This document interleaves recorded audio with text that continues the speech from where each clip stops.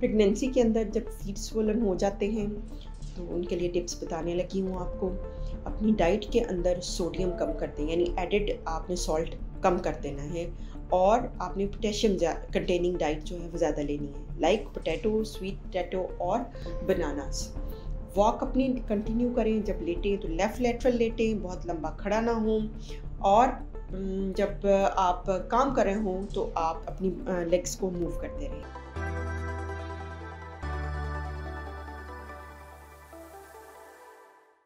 अस्सलाम वालेकुम, मेरा नाम डॉक्टर तंजीला रहमान है और मैं कंसल्टेंट गायनेकोलॉजिस्ट हूँ और मैं Umar hospital and cardiac centre Johar town में प्रैक्टिस करती हूँ।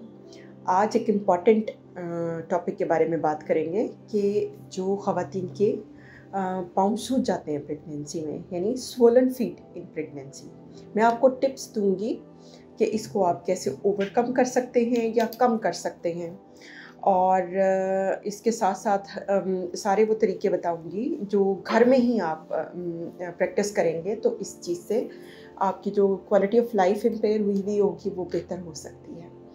पहले जानते हैं कि वजह क्या है कि प्रेगनेंसी में पाँव सूज जाते हैं।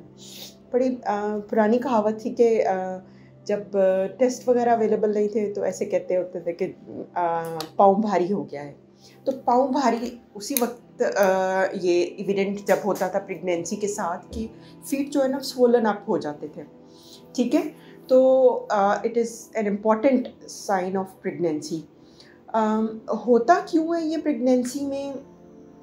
बेसिकली प्रेगनेंसी के अंदर ना जो ब्लड वॉल्यूम है, यानी अमाउंट ऑफ ब्लड है, वो इंक्रीज़ कर जाती है। वाटर कंटेंट रिटेन होना शुरू कर देता है। 50% जो है ना आपका ब्लड वॉल्यूम जो है वो इंक्रीज़ कर जाता है। सो आपकी बॉडी के अंदर ओवरऑल वाटर कंटेंट या लिक्विड कंटेंट जो है ना वो वैसे ही इंक्रीज़ कर जाता है। ठीक है, ये कुदरत की तरफ से एडजस्टमेंट है सो दैट कि बच्चे का जो पानी होता है, लाइकर जिसे हम बोलते हैं, प्लेसेंटा, ऑवल, इन सब चीज़ों के अंदर जो वाटर कंटेंट है ना उसकी ज़रूरत होती है। ठीक है, इसके साथ प्रेगनेंसी में जो बच्चेदानी होती है वो हर जेस्टेशन यानी गुजरते दिन के साथ बड़ी होती जाती है। सो हर इंसान की, ख़वातीन हो या मर्द हो, उनकी बैकबोन के आगे से दो इम्पॉर्टेंट वेजल्स गुजर रही होती हैं। एक एओर्टा होता है जो कि ब्लड की सप्लाई हार्ट से लेके बॉडी के हर तरफ सप्लाई कर रहा होता है। फिर उसके साथ इंफीरियर वेना केवा होती है। ये बड़ी मोटी वेजल होती है जो कि टांगों से ब्लड लेकर जाती है, हार्ट की तरफ रिटर्न करती है। सो इन दोनों वेजल्स के ऊपर, खून की शरियानों के ऊपर बच्चेदानी का वज़न आ जाता है, तो वो कंप्रेस होता है और इसकी वजह से ज़्यादा जो ब्लड है ना वो टांगों की तरफ पुल अप होता है, जिसकी वजह से ख़वातीन की टांगें सूज जाती हैं।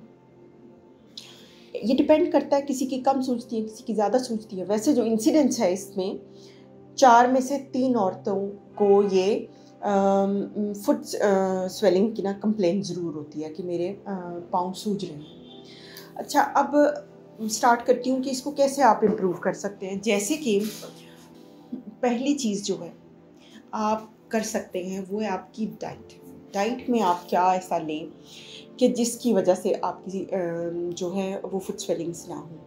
इसमें जो नमक की मिकदार है वो इम्पॉर्टेंट है। नमक जो है ना वो आपने कम करना है। अच्छा, ख़त्म नहीं करना, कम कर देना है। लाइक आप एडेड सैलड अब खाने लगे हैं तो उसके ऊपर नमक ना डालें। जो फ्राइज़ और पिज़्ज़ा इस तरह के बाहर के खाने होते हैं उनमें ये सोडियम का कंटेंट ज़्यादा होता है, उनको अवॉइड करें। ठीक है, और मसाले और इस तरह की चीज़ें, इन सब में भी सोडियम का कंटेंट बहुत ज़्यादा होता है, तो चटखारेदार और मसालेदार चीज़ों को भी अवॉइड करें आप। ठीक है, सादी ग़िज़ा रखें अपनी। तो अब दूसरी तरफ आते हैं कि ऐसी कौन सी चीज़ें आप खाएं। ये तो परहेज़ था ना जो मैंने पहले बताया। अब है कि कौन सी चीज़ें खाएं तो ये कम हो जाएगा। आलू बहुत अच्छे, ठीक है, ये खाएं। बनाना, इन सब के अंदर पोटेशियम होता है। पोटेशियम रिच डाइट आपने लेनी है। ये आपके जो फ्लूइड बैलेंस है उसको अच्छा कर देगा।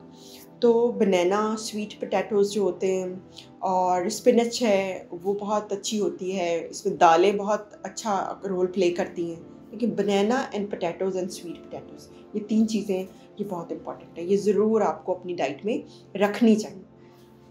तीसरी इंपॉर्टेंट चीज़ आती है वाटर। आप खुद कितना पानी पिएं, ये क्लियर कर लें मेरी इस बात को कि आपने पानी ज़्यादा पीना। ऑल्दो आपकी बॉडी के अंदर वाटर अटेन हो रहा है, लेकिन आपने पानी ज़्यादा पीना है प्रेगनेंसी में, बिकॉज जब थर्स्ट होती है या डिहाइड्रेशन होती है तो बॉडी का फीडबैक मैकेनिज्म चलना शुरू हो जाता है, वो अपने सारे मैकेनिज्म्स के थ्रू रिटेन करना शुरू हो जाता है वाटर। जब आप पानी ज़्यादा पीते हैं तो इन रिटर्न आपके पैरों की स्वेलिंग्स कम हो जाती है। ठीक है, अब हम आते हैं कि हम ऐसे मनूवर्स क्या करें, क्या हेल्प आउट और हो सकती है। इसमें आपका लाइफस्टाइल चेंज है। लाइक आप देखो कि अगर आप बहुत खड़ा रहेंगे तो भी ये स्वेलिंग्स ज़्यादा हो जाएंगी। आप बहुत देर बैठे हैं, टांगे लटका के बैठे हैं, फिर भी स्वेलिंग्स ज़्यादा हो जाएंगी। आप ऑफिस में काम करते हैं, आप चेयर पे बैठे रहते हैं, आप बाय द एंड उठने लगते हैं तो पाँव ऐसे सूजे होते हैं। आप घर में कुकिंग कर रहे हैं, घंटा लग गया खाना पकाने में, उसके बाद पाँव यूँ सूज गए।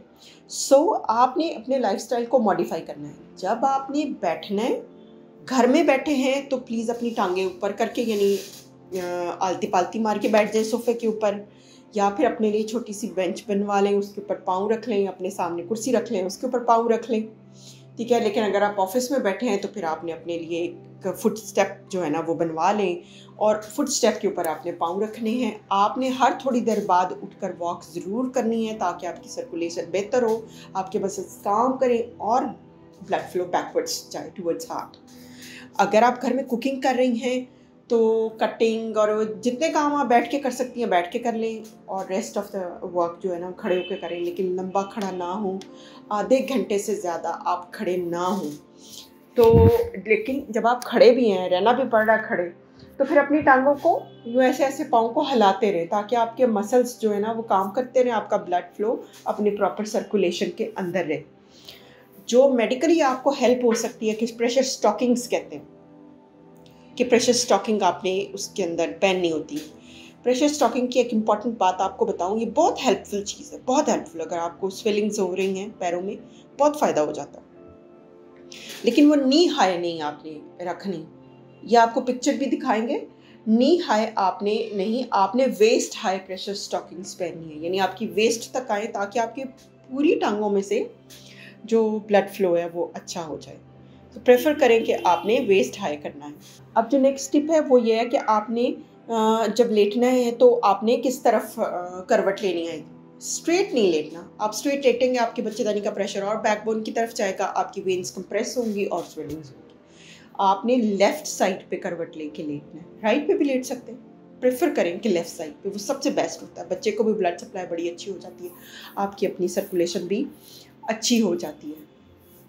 इससे नेक्स्ट ये है कि आपने गर्म जो जगह हैं वहाँ पर इतना नहीं जाना। जो गर्मी है, टेम्परेचर है, वो आपकी बॉडी स्वेलिंग को या पाँव की स्वेलिंग को ज़्यादा कर देगा। कोशिश करें कि आप ठंडी जगह पर रहें और अपने आप को ठंडा रखें, बाथ ले लें, स्विमिंग कर लें, इस सब से आपको फ़ायदा होगा।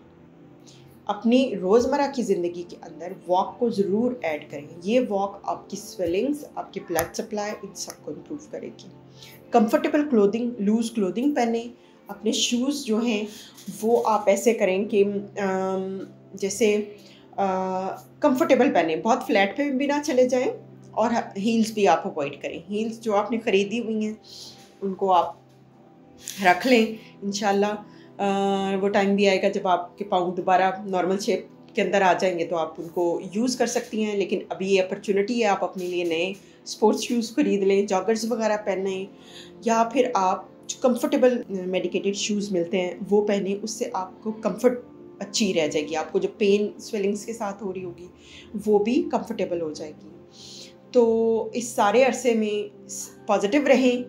कुछ अलार्मिंग साइन आपको बताने लगी हूँ कि जो कि बॉडी जो ये स्वेलिंग्स हैं, फीट स्वेलिंग या बॉडी स्वेलिंग के, जो आपको एक रेड फ्लैग्स हैं जो आपको एकदम अलार्म कर देने चाहिए कि अब ये नॉर्मल प्रेगनेंसी वाली सिर्फ एसोसिएटेड स्वेलिंग नहीं है। एक तो ये है कि एकदम से आपकी बॉडी जो स्वेलअप करना शुरू हो गई है, 2-4 दिन पहले आप ठीक थे, अब आपको एकदम से स्वेलिंग्स। फिर है कि आपको पहले भी थोड़ी स्वेलिंग्स थी लेकिन अब कुछ सडन चेंज आ गया है। लाइक पहले पाँव ही सूज रहे थे, अब हाथ भी सूज गए, रिंग्स पूरी नहीं आ रही, और साथ में फेस की पफीनेस शुरू हो गई है, आँखों के गिर्द आपके स्वेलिंग्स शुरू हो गई हैं। ठीक है, या फिर आपका ब्लड प्रेशर हाई साथ आना शुरू हो गया है, आपके पेट में राइट साइड पे जहाँ पर लिवर होता है वहाँ पर पेन होना शुरू हो गई है, आप थोड़ा मेंटली कंफ्यूज्ड रहते हो या टायर्ड फील ज़्यादा कर रहे हो, ये सब सिम्टम्स जो हैं वो अलार्मिंग साइंस हैं। इसका मतलब है कि आपको अपने गायनेकोलॉजिस्ट को ज़रूर कंसल्ट करना चाहिए ताकि वो सॉर्ट आउट कर सके कि ये आपका फिजियोलॉजिकल बॉडी स्वेलिंग है या फिर आपको कोई प्रॉब्लम चल रहा है। प्रॉब्लम वाली जो स्वेलिंग्स हैं वो किन किन डिजीज़ में हो सकती हैं।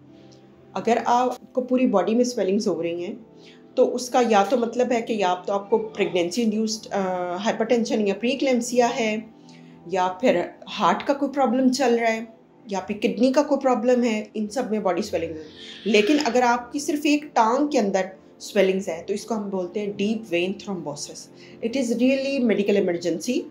तो अगर आपको एक टांग रेड, स्वोलन या पेनफुल लग रही है प्रेगनेंसी के अंदर तो आपको फ़ौरन अपने डॉक्टर के पास जाना चाहिए। वो आपका डॉपलर वगैरह करा के देख लेंगे कि आपकी वेन्स के अंदर ब्लड क्लॉटिंग तो नहीं हो रही है। ठीक है, होपफुली इस सेशन के बाद आपको काफ़ी इन्फॉर्मेशन में इजाफा हुआ होगा। और मेरी टिप्स पर अमल करें, आपके फीट इंशाल्लाह कंफर्टेबल हो जाएंगे। और कंसंट्रेट करें उन छोटे छोटे पैरों की तरफ जो आपके घर आने वाले हैं। मेरी वीडियोस को लाइक करें, मेरे चैनल को प्लीज़ अभी तक अगर आपने सब्सक्राइब नहीं किया तो इसे कर दें। कमेंट करना मत भूलिएगा। अगर आपका कोई क्वेश्चन हो प्लीज़ कमेंट्स में आप पूछ सकते हैं, मैं या मेरी टीम ज़रूर उसको आंसर करेंगे। Thank you.